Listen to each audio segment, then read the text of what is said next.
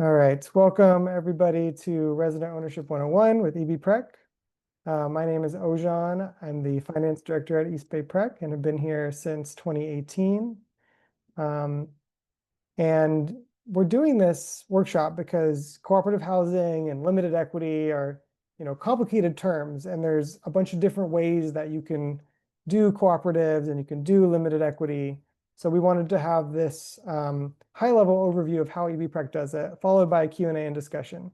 We'll have lots of time for questions at the end, but feel free to drop your questions into the chat during the presentation as well, and I'll try to pause a few times and we could chat about things. Chris Wakefield here is going to be managing the chat and the Zoom tech if you need any support. Chris, do you want to introduce yourself? Yeah, right on. Hey, y'all, I've seen a few of you before. Thanks so much for coming out on a Tuesday at 5 p.m. My name is Chris, Cooperative Education and Engagement Manager here at EB PREC, and just happy to be here sharing space. All right. So for those of you who don't know, what is EB PREC? We are a cooperative real estate organization that facilitates BIPOC and allied communities to cooperatively organize, finance, purchase, occupy, and steward land and property, taking them off the speculative market and creating community-controlled assets. That's the core of our mission. And we empower communities to cooperatively lead a just transition from an extractive capitalist system into one where communities are restorative and regenerative in all the ways you can imagine. That is our broader vision for what our community can create together when we have control of our neighborhoods. We are based in Oakland and occupied Ohlone territory, launched in 2018 from a combination of the Peoples of Color Sustainable Housing Network and Sustainable Economies Law Center coming together and starting this series of visioning gatherings that eventually turned into EB PREC. Now in 2025, we have 7 properties under management and have 15 full-time staff members. So it's been quite the arc. And we've been developing and tweaking our resident ownership model over the past few years. Finally, we have a template, a resident ownership agreement template that we're really excited to share with folks. And we are launching this mini workshop series that aims to provide bite-sized info on how our model works for our members and for the general public. Resident owners are a type of member in EB PREC, and resident owners have a few different rights. And so we're going to get into each of these in a little bit more detail on the following slides. But these are just really important to highlight. Resident owners live at an EB PREC owned property, as the name implies. And they have shared decision-making and stewardship rights at their home. Right. And stewardship is a term that we're sort of developing into what that means. What does that feel like? Right. Because we're not talking about individual home ownership. So it's really shared decision-making and shifting our mindset from ownership to stewardship, where we are taking care of the land and of our neighborhoods, basically, of the built environment that creates the environment that we're in. And then lastly, residents get limited equity building. Or they get limited equity based on their financial contribution. So we'll talk a little bit about how that works. And as I mentioned, we have our resident owner agreement template. So I can drop a link to that into the chat here. We're not going to go into detail we're not going to look at this during this workshop, but I wanted to provide this for those of you who want to go into greater detail to understand the sort of each of the clauses, and it's sort of like a legal document as opposed to this presentation, which is more conceptual to get the main points across. And then if you haven't already, EB PREC has an orientation. I just dropped the link in as well. We have one recorded on our website, but we also do one on a monthly basis live. I think once a quarter it's in person and the other times it's on Zoom. Resident owners in the landscape of EB PREC are one of 4 owner types. And you can see in this visual here, we have resident owners at the bottom. They, like we said, they live at EB PREC properties, and they're actually the only category that has to live at an EB PREC property. If you don't live at an EB PREC property, you can't be a resident owner. But there are other owner types, including community owners. Community owners are can be anyone who lives in the East Bay or works in the East Bay and is like rooted here. It's sort of a determined metric there. And you can join EB PREC as a community owner for as little as $10 a year. And that gives you access to community owner meetings and our listserv, and you can create an owner group in the organization. It's like really the entry point into starting to organize with EB PREC. And resident owners can also be community owners or vice versa. Oftentimes community ownership is a pathway to resident ownership. We also have staff owners who are carrying out the core of our work. After working here for, I think, 18 months now is our like minimum time for like a candidacy trial period. And after that, you can become a full staff owner. And then we also have investor owners who buy shares in EB PREC. And that's how we finance a lot of our projects, is people can buy a share for $1,000 or multiple shares with a very low rate of return. And that lets us buy properties and keep them affordable without being so dependent on government financing or other types of funding. And sort of like I mentioned before, there's connections between these owner types. You can be all these types of owners. We don't have anyone right now who is all these types of owners, but we did have a staff owner who was a resident owner. We have lots of community owners who are also investor owners and also resident owners. And I think if you're a resident owner, you should see this whole network or this whole like constellation as part of the support system that you can lean on. Obviously, you can lean on staff owners. Each property will have a property manager who is a staff person who's accountable to helping keep that property compliant with insurance requirements and making sure that the residents getting support on repairs and anything that's needed. But you can also reach out to our community, like community owners. Most of them don't live at EB PREC properties, but they join because they want to be a part of something and they want to be connected to the residents and to the model. So through community owner circles and our listserv and in other ways, other events that we do, residents can connect with community owners and build support systems there. One thing that is often confusing for folks who hear the term resident ownership is like, what do they own? Like, you could also say resident ownership is somebody who owns a single family home. They own a residence, but that's not what we're talking about. At EB PREC, resident owners are co-owners of the entire cooperative, not just the place that they live, right? So residents own EB PREC, and then EB PREC owns a series of properties. Like I said earlier, now we own 7 properties. And the residents who live in those who decided to become resident owners, they don't own their properties directly. They own EB PREC, and EB PREC owns their properties. And they're not the only ones who own EB PREC, right? Going back to our 4 membership types, we have staff owners, community owners, and investor owners who also own EB PREC and therefore also own the properties. This is really important to understand because it makes some of our processes a little more confusing than individual ownership, as you can imagine, right? You have to share ownership with all these different stakeholders, and there's different kinds of decisions that are going to have to be made. And that's really where the impact is. It's around governance. It's around decision making, right? And that's sort of, we characterize decision making at our organization as governance, because that's what we do as a cooperative. We govern together. So this chart shows some of the different decisions that might be made and how the different stakeholders are involved. Like it says here, resident owners share power when it comes to decision making, depending on the scope of that decision. So here in green, we have resident owner 1, and they can decide to paint their room blue on their own, right? They don't need to talk to EB PREC or their property manager or the neighbor who lives in the unit next door, right? They can paint the room blue, and resident owner 2 can decide to grow a garden in their backyard, right? Let's say these are 2 different houses that live next door, for example, right? They can really make that decision on their own.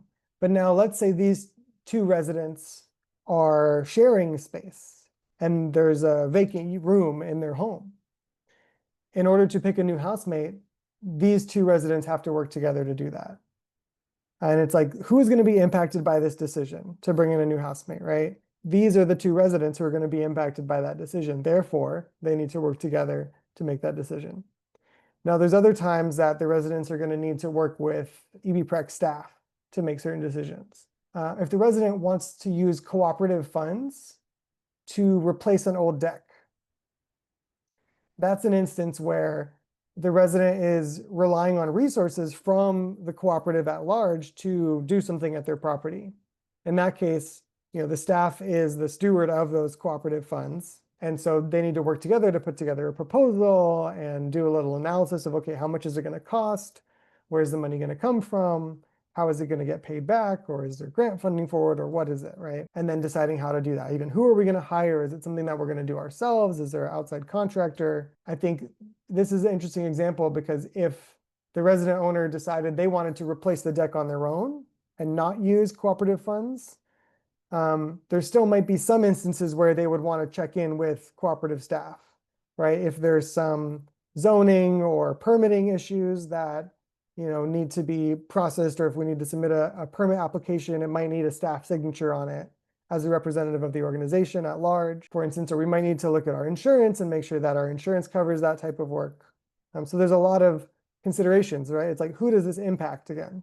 If there's a shared laundry room at a property, the staff and the residents should be working together to decide to change the type of laundry machine company. This is an example from a property we're currently managing. We had some miscommunications around it. So this has been a challenge. Like, we didn't do this perfectly at this property.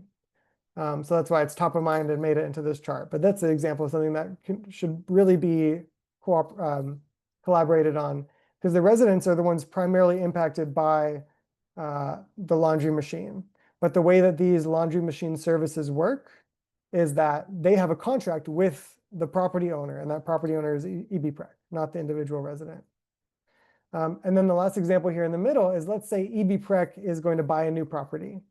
That's an example where all of EB PREC stakeholders come together and look at these decisions.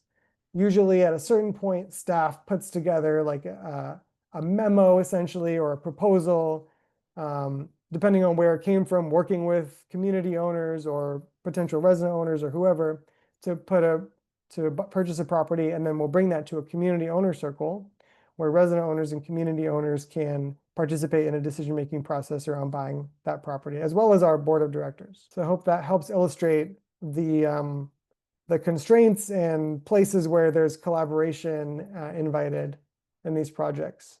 And sometimes it might feel like, and maybe I portrayed it as like, these are barriers to moving it forward. Like, oh, I have to talk to EB PREC in order to replace my deck. But at the same time, it's a huge benefit because you now have a property manager at EB PREC and a construction manager at EB PREC and a finance manager at EB PREC who can help put your deck project together and come up with the funds to do it, even though you might not individually have had those funds if this was a house you owned on your own or a place that you rented. We have a training expectation that we have for resident owners. And this is because like cooperation can be pretty hard and it's not intuitive, right? Our business as usual structure, you're either a landlord or a renter, and you don't really have to cooperate. And so for a lot of people coming into our model, there's a whole new way of thinking and set of tools that are really important to allow us to cooperate in a good way. So this is the list of things that in the resident owner agreement, we ask residents to commit to. We've actually reduced this from what it used to be. It used to be like 6 one-hour workshops in the first year, which we found like really hard, even just on folks to schedule. And so we've sort of diversified the set of things that we're asking folks to do. One is to do a resident owner orientation. This is like a customized presentation for residents, really just, it's sort of like an onboarding, like, okay, you're a resident now, what do you need to know? Second, there's a walkthrough with the staff member of your unit. This is kind of just like typical, there's a move-in checklist, but hopefully a place where you get to meet not only our property manager, but our community engagement lead, and sort of set the foundation of those relationships so you know who to reach out to on staff. And then we ask folks to attend 3 workshops in their first year. Workshop could be like this one, or could be one of the longer ones that we do, or could even be a workshop that we publicize through a partner. And we're planning to have more and more available online so that if folks can't attend in person in real time, they'll be able to watch it online. Because we really want to make this accessible for folks. And we know, 5 o'clock on a Tuesday isn't accessible for everybody. So we're doing our best. But we do ask, fourth, that every new resident owner attend at least one community owner circle or member meeting during their first year. And this is, again, to bridge the gap between I'm a resident, I live at my property, I have a staff contact, and to bridge that with I'm a part of a broader cooperative. There's tens of community owners who are active in our meetings. Our member meeting usually has a couple hundred people attend. And so we just ask that new residents attend at least one, maybe not a couple hundred, but close to 100. We ask that our new residents attend at least one of these meetings in their first year so that they can get a sense of the broader cooperative that they can engage in. And then beyond that, ongoing property meetings as appropriate. This is something that we highly encourage, and we know like every property is going to need something different when it comes to meetings, right? Properties where you have 4 people sharing a home are going to be really different than an apartment building with 5 different one-bedroom units where they share a common space in a parking lot. But whatever works for you, this is really important so that you can do shared decision-making, a place where you can listen to each other and advocate for what you want. It's really important that residents learn to keep good notes during these meetings and track actions and decisions. That's the sort of number one mistake, is when you decide things, you don't write it down, and then who remembers what happened and it turns into an argument as opposed to a productive space to move things forward. And it's also a place to have difficult conversations when conflict arises. And that's a key part of this as well, is like, in order to live interdependently, we need to know how to manage conflict together. And so in our resident owner agreement, you can also see we have a whole section on conflict that we ask resident owners to commit to engaging in conflict in good faith, and according to that policy, which basically asks folks to reflect on, whatever conflict that they have. And if they reflect on it and decide it's not something they can just sort of move past and they want to, engage in it, we ask that they reach out to the person with whom they're in conflict and try to have a conversation about it. If that is, not workable, like sometimes tension is already too high where a one-on-one conversation is just not workable, or if you try that and it still feels unresolved and you need support, we invite folks to bring in mediation when necessary.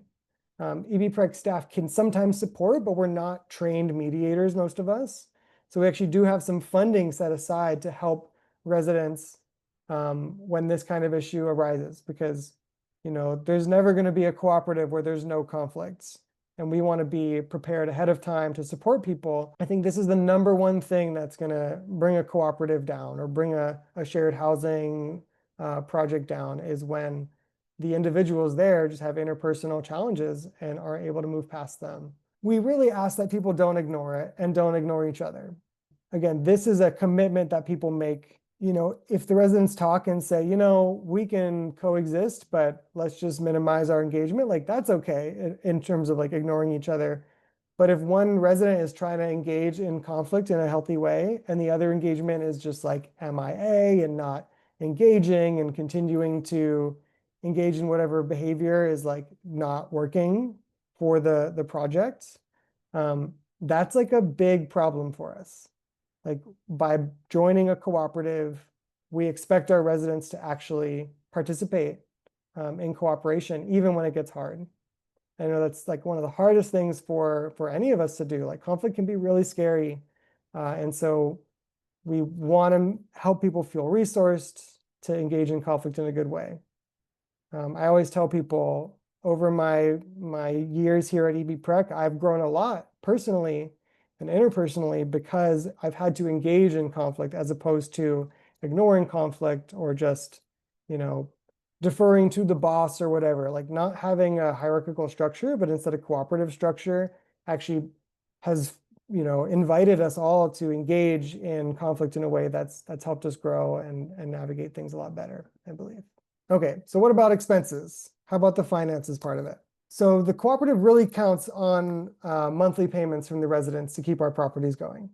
On the right-hand side here, you've got just the categories of a basic profit and loss statement or income statement, where operating income, the only consistent line item from a residential property anyways, month over month, year over year that we're bringing in is from the residents' monthly contributions. And there's a lot of operating expenses associated with owning real estate.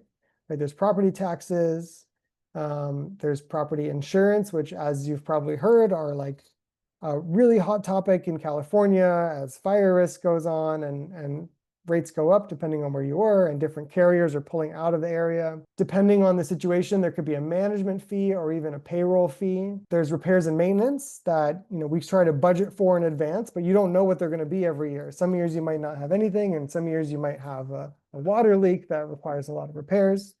There's utilities, which depending on the property might be paid directly by the resident owner or might be paid by the co-op and then reimbursed from the resident. Sometimes we have accounting or legal fees depending on what's going on. Like one year we had to hire an appraiser to reappraise a property and challenge the assessor because we didn't agree with the way they assessed the property, and that impacted our real estate taxes.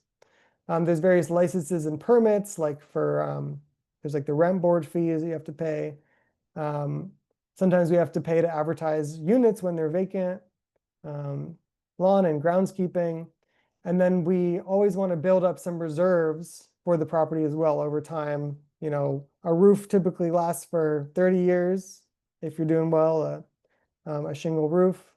So you want to try to build up some amount of reserves to replace big items when they need to be replaced over the life of the property. That's another reason historically we've learned that a lot of cooperatives, they may, even when they figure out cooperation, they make it for a long time, but they didn't build up any reserves. So when after 30 years, the building's actually starting to fall apart and they don't have any capital to support fixing it up. And then the last is loan payments. So when EB PREC buys a property, we often will borrow some money for it, or we'll use the money from our investor owners, which we eventually will have to pay back. So we factor that into the monthly expenses of the property as well, so that over time we can build up the amount of funds to pay those folks back, which is basically like buying down the actual price of the building over time. So yeah, there's a lot of expenses associated with the property. And before we buy any property, we put together a financial plan that outlines, okay, how much is affordable for the residents of this property and how much are the operating expenses of the property and how can we make that actually work? Is this a formula that's going to work? Are there anywhere we can, reduce expenses? We often find ourselves not wanting to increase the rents because that's our whole vision is the affordability of these properties. Yeah, but if expenses are more than income, the property can be at risk. So this is a big deal, right? We want to make sure these properties are financially sustainable so that we never lose them. And so when that goes well, you might have some profit at the end of the year, right? If the resident monthly contributions are actually more than the operating expenses, you're going to have profit. And in a traditional model, that profit would go to the landlord or whoever. But in our cooperative, we use the term surplus. That's like cooperative accounting speak. And in our model, the surplus is actually returned to residents at the end of the year through a refund or put into their resident ownership account. When we get to individual units, sometimes folks will ask us if, like, at a particular property, why aren't all the rents equal if all the units are two-bedroom units, for example? And I think it's a really good question. If we were to buy a vacant property, that would be something we could decide with the group of residents who are going to move in. Sometimes residents might choose to pay more or less based on their income or their savings or that kind of thing in the name of equity. But if a property is already occupied, then a lot of that decision making is actually out of our hands because of rent control.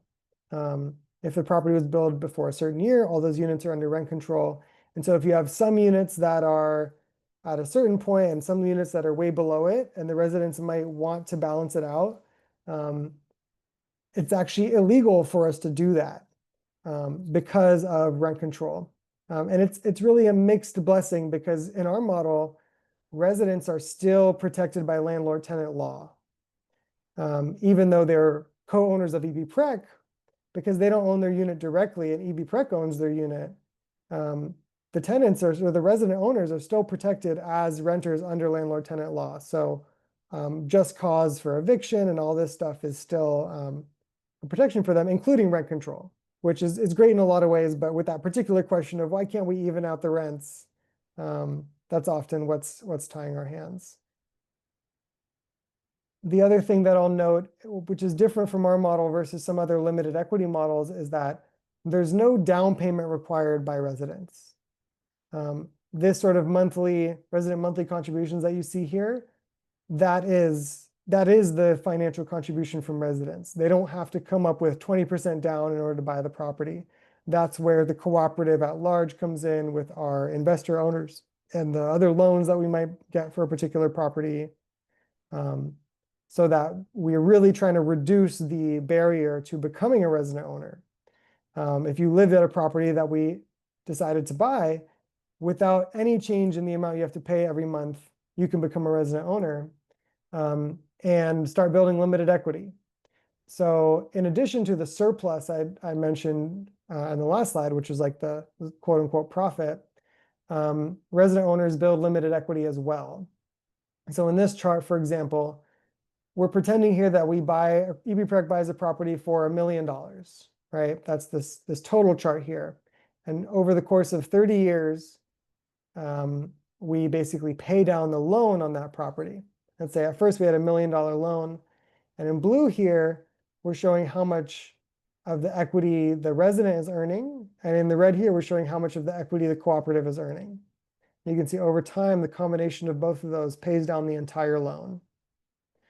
So the limited equity that the resident earns actually grows every time they make a payment, because a portion of that payment goes towards paying down the loan. And a portion of that goes to the resident owner. Originally, when we envisioned EB PREC, we imagined that 100% of this equity would go back to the owner. It would be limited in another way, maybe, that it wouldn't grow with the market, but that 100% of this $1 million would go back to the owner at the end of this 30-year term when they paid it off, similar to if you owned the property yourself. But over time, we realized that that was not financially feasible for the cooperative, because we would essentially have to sell the property in order to pay the resident owner back that 100% of the equity, or refinance it, and like having to do it to that extent put us in a very precarious situation. So we've changed the model a little bit to use a sliding scale, and residents can choose up to 30% of that limited equity that they would get back. Yeah, our next workshop, Resident Ownership 102, will go much deeper into the finances. You'll see if you click on the resident owner agreement, there's a link to a financial policy. It's like summarizing the agreement, and then there's a whole other link, so we can go into the nitty-gritty of how this works. So how do you actually become a resident owner? There are 3 different ways. You can join EB PREC as a community owner first and organize for a new purchase. Chris, who's on this call, and Shira are sort of the stewards of our community owners and the owner group process, where community owners can make a group and try to organize with us to purchase something. As you can imagine, in the Bay Area, this can be a very tricky prospect for various reasons. The second way to join EB PREC as a resident owner is to apply to live at an existing EB PREC property. When we have a vacancy, we go through a similar process to find residents who can become resident owners. And if you already do live at an EB PREC property and you're not a resident owner, you can ask your property manager for the resident owner agreement. It's in our bylaws that we actually offer resident ownership to anybody who lives at an EB PREC property. And technically, resident ownership is going to be available to people who work at EB PREC properties as well, at our commercial properties. We haven't set up that structure yet, but that'll probably be in the next year or two as we get ready to launch Esther's Orbit Room.